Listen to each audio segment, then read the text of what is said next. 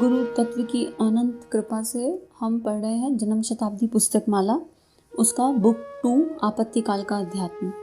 आइए परम पूज्य गुरुदेव वंदे माता जी, आदिशक्ति माँ गायत्री और गुरु शक्ति से, गुरु तत्व से प्रार्थना करें कि हमें जो पढ़ रहे हैं इसको समझ सके। गुरुदेव ने कल अंतःकरण में एक पीड़ा, एक वेदना और कई सारे प्रश्न जीवन के सामने खड़े कर दिए कि हम कहाँ हैं, हम आपत्ति काल को समझ पा रहे हैं कि नहीं समझ पा रहे। और अगर हम आज भी आपत्ति काल को नहीं समझ पा रहे तो हमारी निज की आपत्तियाँ दूर नहीं है, इंडिविजुअल लाइफ की। अगर अभी भी हम बड़े और वैचारिक स्तर पर नहीं सोच पा रहे तो वो समय दूर नहीं है जब हमें समझ में आएगा। और कोरोना ने हमें एक हिंट दिया है कि आपत्ति काल क्या होता है और कैसे अपना सब कुछ छोड़कर इमरजेंसी में भागना पड़ता है और कैसे हमारा हो जाता है सब कुछ, हम आई से वी की तरफ शिफ्ट हो जाते हैं। तो परम पूज्य गुरुदेव वंदे माता जी से प्रार्थना करते हैं कि ये जो वेग हमारे हृदय में उठ रहे हैं, इन वेगों के आधार पर हम आत्मनिर्माण की यात्रा को अब शुरू कर सकें, अब डिले ना करें, कहीं पर भी 1 मिनट के लिए भी डिले ना करें। आगे लिख रहे हैं गुरुदेव, नए युग का जन्म होने जा रहा है। 2 बातें होनी हैं, एक नए युग निर्माण की, दूसरे निर्माण से पहले ध्वंस भी होना आवश्यक है। इमारत जब बनाई जाती है तब जमीन की खुदाई करनी पड़ती है, पीछे मिट्टी डालकर कुटाई पिटाई करते हैं और गड्ढे को ठीक करके तब नई दीवार की चिनाई की जाती है। नया मंदिर बनेगा, खंडरी दीवारें तुम तोड़ दो, यह गीत लड़कियां गाती रहती हैं। आपने सुना नहीं है, भगवान के जब अवतार आते हैं तब एक ही काम नहीं करते, मातृ धर्म की स्थापना करते हुए नहीं आते, वरन अनीति का ध्वंस करते हुए भी आते हैं। भगवान जब अवतार लेते हैं तब कल्याण करते हैं, कल्याण ही नहीं करते वरन सफाया करते हुए भी आते हैं। सफाया के बिना नया नहीं बन सकता। निर्माण के लिए ध्वंस आवश्यक है, ध्वंस के बिना निर्माण संभव नहीं। दोनों चीज़ें आपस में मिली हुई हैं। एक चीज़ का ध्वंस होता है तो दूसरी चीज़ का निर्माण। एक आदमी मरता है तो दूसरा जन्म लेता है। नई पीढ़ी पैदा करेंगे, बहुत शानदार नई पीढ़ी पैदा होगी। अवतारों की प्रक्रिया के साथ में दोनों बातें एक साथ जुड़ी हुई हैं, एक और ध्वंस, दूसरी और सृजन की। परित्राणाय साधुनाम विनाशाय च दुष्कृताम। साधुओं का उद्धार बाद में करेंगे, पहले दुष्कृतों को मारकर खत्म करेंगे। आप सोचते हैं कि भगवान जी आएंगे तो राम राज्य लेकर आएंगे, शक्ति लेकर आएंगे, शांति लेकर आएंगे। आएंगे तो सही, पर यह भी ध्यान रखिए कि वे लाखों करोड़ों के लिए रोना पीटना और हाहाकार भी लाएंगे। वे दया बरसाएंगे तो क्रोध भी बरसाएंगे। दोनों तरह का संतुलन मिलता रहेगा। तब कभी परिवर्तन की संध्या वेला होती है। परिवर्तन की संध्या में आपको ना तो कोई विशेष समय की मांग दिखाई पड़ती, ना कर्तव्यों की पुकार सुनाई पड़ती और ना ही भगवान का अवतार दिखाई पड़ता। चारों ओर क्या हो रहा है आपको दिखाई पड़ना चाहिए। अगर आप विमूढ़ ही बने रहे, रोटी खाने और पैसा कमाने से लेकर बच्चे पैदा करने तक के चक्र में ही पड़े रहे, तो फिर मैं आपका क्या कर सकता हूँ, मैं आपसे क्या कह सकता हूँ। लेकिन अगर आपके भीतर जीवन आ गया, जागृति आ गई होगी, तो आपकी एक आंख और खुल गई होगी, जिसको त्राटक साधना करने में हमने बहुत महत्व दिया। तो गुरुदेव इस पैराग्राफ से हमें बता रहे हैं कि जब एक बच्चे का जन्म होता है तो प्रसव पीड़ा भी होती है, सारा घर आसपास घूमता रहता है, मंडराता रहता है। तो अगर नया निर्माण होना है, अपने भीतर भी हम जब कुछ नया सीखते हैं, एक माता पिता बच्चे के साथ क्या कठोर नहीं होते, कई बार कठोरता दिखाते हैं ना, बच्चा कहना नहीं मानता तो पिटाई भी करते हैं, गुस्सा भी करते हैं, समझाते भी हैं, साम दाम दंड भेद सब अपनाते हैं। तो यहाँ पे भी यही बात हो रही है कि अब नया मंदिर है, नवयुग है, संधि काल है, और संधि काल है तो सब कुछ नया होना है। और अगर नया होगा तो उससे पहले ध्वंस दिखाई देगा। ध्वंस किसका होगा? जो जाग नहीं रहे, जो सो रहे हैं। और पूर्व जन्म इस जन्म हमें कुछ अता पता नहीं, तो वाय भी तो करना हमें बंद ही कर देना चाहिए कि हमारे साथ क्या हुआ। कई बार हम सोचते हैं अरे हमारे तो सारे कर्म अच्छे हैं, हमने तो कुछ गलत नहीं किया, तो भगवान हमारे साथ अन्याय क्यों कर रहे हैं। हम केवल ये वाला जन्म देख सकते हैं और हम अपनी दृष्टि से अपने कर्मों को तोल सकते हैं। अंतःकरण में झांक के हम देखें कि हमने प्रकृति को, परमात्मा को क्या कंट्रीब्यूट किया, हमने उस शक्ति को। हम केवल मैं, मेरा, मेरे बच्चे, मेरे 4, मेरे 6 इन तक सीमित तो नहीं रह गए। अपने आप से हम सोच कर देख लें। और ये गुरुदेव बता रहे हैं कि जब भी अवतार हुए हैं तब ऐसा हुआ ही है। अगर भगवान श्री कृष्ण आए तो महाभारत हुई, भगवान श्री राम आए तो रामायण हुई। और अब की बार क्या है, अब की बार जो क्लीनिंग होनी है वो अंदर से होनी है, बाहर से जो होगी सो होगी। लेकिन अब रावण भी अंदर बस रहा है। अभी कलयुग की सारी विडंबना ये है कि अच्छा और बुरा दोनों अंदर हैं। तो अंदर की अच्छाई को जागृत करना है। और ध्वंस किसका होगा? अंदर की बुराइयों का। लोभ, मोह, ईर्ष्या, अहंकार, क्रोध, ये सब हानिकारक हैं और ऐसे कितने सारे दुर्गुण हमारे भीतर भरे पड़े हैं, इनका ध्वंस करना है। और इनका ध्वंस करेंगे तो भीतर का साधु जाग जाएगा। साधुओं का उद्धार अपने आप हो जाएगा, क्योंकि भीतर देवत्व का उदय हो जाएगा। तो हम अगर अभी भी नहीं समझेंगे कि अपने लिए समय निकालना है, अपने भीतर आत्मनिर्माण के लिए समय निकालना है, तो फिर कुछ नहीं होगा। और जब अगर निकाल लिया, अगर जाग गए, तो त्राटक अर्थात विवेक का नेत्र, तीसरा नेत्र, प्रज्ञा का नेत्र जागृत। पंचकोशीय उपासना में हमने त्राटक को बहुत महत्व दिया और कहा है कि आपकी मदद करने के लिए हम तैयार हैं। यह आपत्ति काल है, इसमें आप कोई विशेष उपासना ना भी करें तो कोई हर्ज की बात नहीं, आपके बदले हम कर देंगे। आप अपनी उपासना थोड़ी देर कर लें तो भी काम चल जाएगा। नहीं गुरुजी, हम तो योगाभ्यास सीखेंगे, कुंडलिनी जागरण सीखेंगे। बेटे, यह इतना सरल और सस्ता नहीं जितना तू समझता है। इसमें सारे के सारे जीवन का कायाकल्प करना पड़ता है, अपने व्यक्तित्व को और चरित्र को उल्टा पुल्टा करना पड़ता है। यह शीर्षासन का जीवन क्रम है। जीवन क्रम का अध्यात्म क्या है? जीवन का शीर्षासन है। अब गुरुदेव यहाँ समझा रहे हैं, हम छोटे बच्चे हैं ना, हम कहते हैं नहीं भगवान जी, हम तो 28 माला करेंगे, 27 माला करेंगे, 40 माला करेंगे, जब करेंगे हम, हमसे बाकी कुछ नहीं होगा, शरीर नहीं लेगा, जब करेंगे हम योगाभ्यास करेंगे, कुंडलिनी जागरण करेंगे। क्यों करेंगे? खुद के अहंकार को पोषित करने के लिए। भाव ही नहीं बन रहा कि करना क्यों है, जन कल्याण के लिए। आत्म कल्याण करेंगे तो बाकी सब तो अपने आप हो जाएगा। तो वो बात समझ नहीं आ रही। तो गुरुदेव कह रहे हैं अध्यात्म का मतलब है सिर के बल चलना, सिर पाँव बन जाएगा। अध्यात्म इतना आसान नहीं है जितना हम समझ रहे हैं। जब हम करने लगेंगे वो तितिक्षा, तो पता चलेगा कि बेसिक स्टेप ही हैं। तब संयम, हमसे संयम ही नहीं होता। अभी खाने को जीभ भागती रहती है, वासना में मन उलझा रहता है, कभी कुछ चाहिए कभी कुछ चाहिए, वाणी का पता नहीं किसको क्या कब बोल दे, अपने ही भावों का नहीं पता। तो कहाँ से हम अध्यात्म की सीढ़ी पर चढ़ेंगे? हाई वाली जो सीढ़ी होती है, क्लास होती है, उसमें कहाँ जाएंगे? अब गुरुदेव लिख रहे हैं, तू क्या इसे बाजीगरी समझता है कि मैं यह कर लूँगा वह कर लूँगा? इसमें ऐसा कुछ नहीं, वरन इसमें जीवन की दिशा उलट जाती है, जीवन को पलटा जाता है। योगी की एक ही परिभाषा है कि योगी दिन में सोया करते हैं और रात में जागा करते हैं।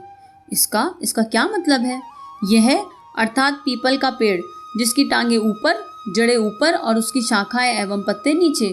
मतलब यह है कि दुनिया वाले जिधर चलते हैं उससे ये तरकीबें भिन्न हैं। मतलब जब हम अध्यात्म के मार्ग में चलेंगे तो लोग हो सकता है लोग आपको समझे ना, लोग हमारे जीवन को ना समझे, चरित्र को ना समझे, भाव को ना समझे, भीतर के प्रेम को ना समझे, मजाक उड़ाएं, मखौल उड़ाएं। तो क्या हम उल्टा चलने के लिए तैयार बैठे हैं?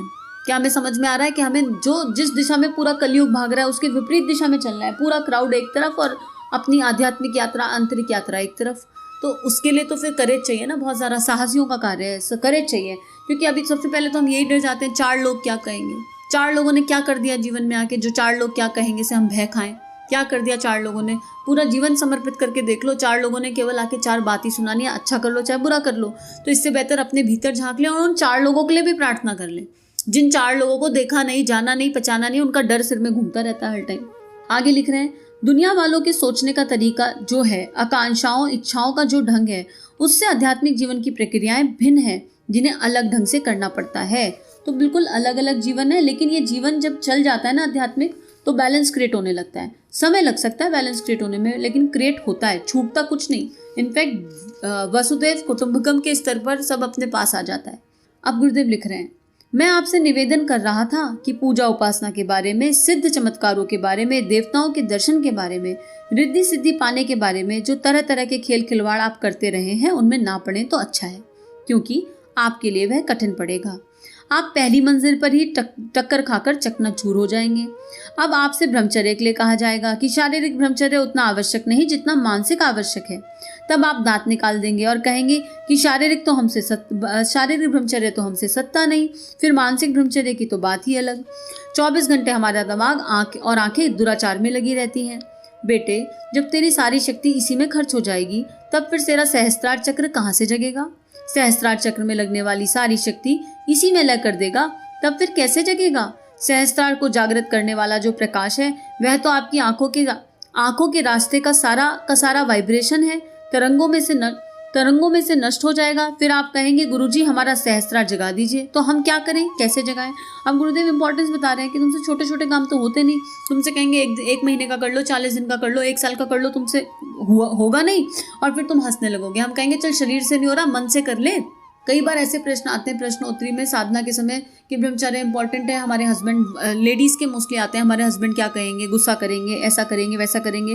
तो यहाँ पत्नी धर्म निभाने के लिए मना नहीं कर रहे, जो मुझे नहीं पता सही गलत, लेकिन जो इंडिविजुअल अप्रोच पे समझ में आया वो ये है कि अपना रोल प्ले तो करना है, लेकिन मानसिक रूप से प्रार्थना तो की जा सकती है ना। शरीर जो कर रहा है करने दो, अंतरात्मा से उस पल भी प्रार्थना की जाए कि हे परमात्मा, आपने हमें एक गाड़ी का 2 पहिया बनाया है, तो हम दोनों एक स्तर पर आ जाएं, जिस स्तर पर आप चाहो तो मेरे को ये फीलिंग जगा दो, आप चाहो तो सामने वाले से, मेरे पार्टनर से ले लो। ये प्रार्थना तो की जा सकती है, लेकिन इस चक्कर में साधना ही ना करें तो शुरुआत कहाँ से होगी, कभी हो ही नहीं पाएगी। तो कम से कम शुरू तो किया जाए, कुछ तो किया जाए। और भाव रूप से हम कहाँ हैं वो बहुत मैटर करता है, इंटेंशन कहाँ है वो मैटर करता है। और अपने पार्टनर के लिए प्रेयर करना, अपने परिवार के लिए, बच्चों के लिए प्रेयर करने में कोई हर्ज नहीं है। साकाम भाव से तो नहीं कर रहे ना, ये तो नहीं कह रहे गाड़ी दे दो, बंगला दे दो, सुख दे दो, सुविधाएं दे दो। सद्बुद्धि की प्रार्थना करना है तो क्या दिक्कत है अपने लिए, सबके लिए सद्बुद्धि की प्रार्थना करने में। तो यही बात गुरुदेव कह रहे हैं कि एक तरफ बात करते हो, इस यात्रा पे चलते हैं तो तुरंत बात करने लगते हैं, हमको ये वाली सिद्धि चाहिए, हमको वो वाली सिद्धि चाहिए। सिद्धि आएंगी कहाँ से? सारी एनर्जी तो वासना में लग गई, लस्ट में लग गई। और केवल ये वाला लस्ट नहीं है, हर चीज़ के लिए है।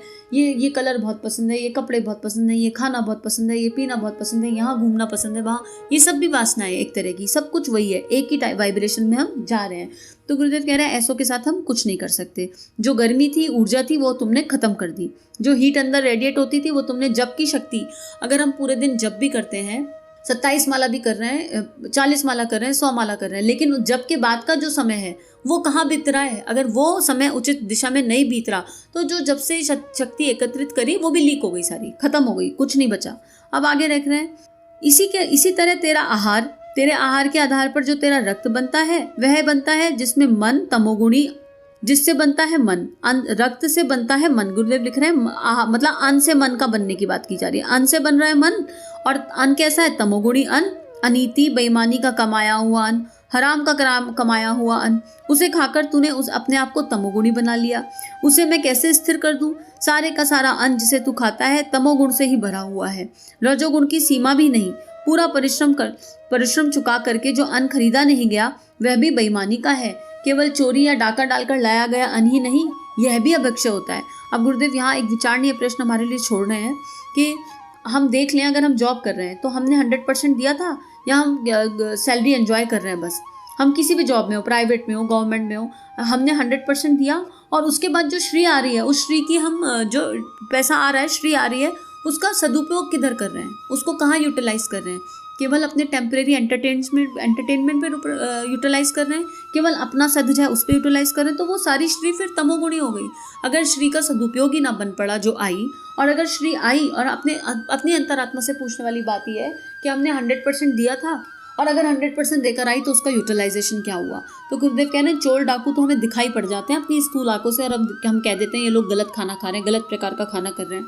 लेकिन अगर हम रिश्वत वाला पैसा ले रहे हैं, अगर हम किसी भी कारण से ले रहे हैं, अगर हम रिश्वत वाला पैसा ले रहे हैं, अगर हम ऊपर की कमाई कर रहे हैं, समथिंग लाइक दैट, जो हमारी आत्मा को पता है जो ना करने योग्य है, तो फिर हमारा सारा अन्न अशुद्ध है, और अन्न अशुद्ध है तो मन अशुद्ध है, मन अशुद्ध है तो सब कुछ तमोगुण है, रजोगुण की भी एक बूंद नहीं, तो कहाँ से आगे की बात बनी?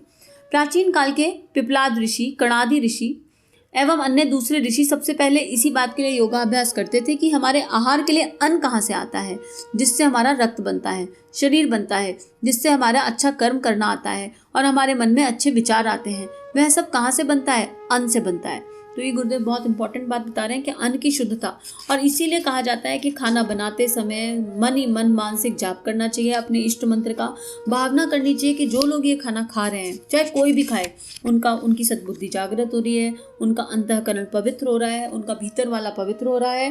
खाने को खाने से पहले गायत्री मंत्र करना चाहिए, हील करना चाहिए, खाना हील हो गया ना एक तरह से।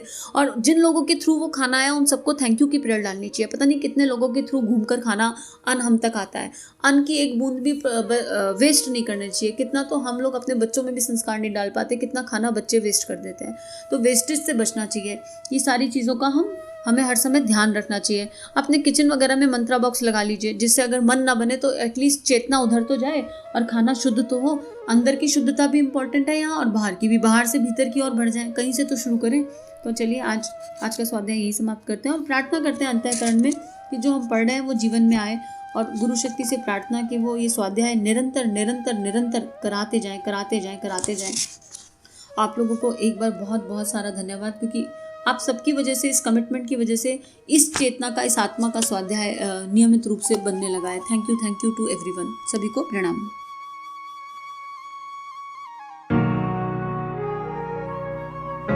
हमारे YouTube चैनल को सब्सक्राइब कीजिए और बेल आइकन पर क्लिक कीजिए ताकि आने वाली सभी वीडियो की नोटिफिकेशन आपको मिलती रहे। आप सभी को बहुत बहुत थैंक यू।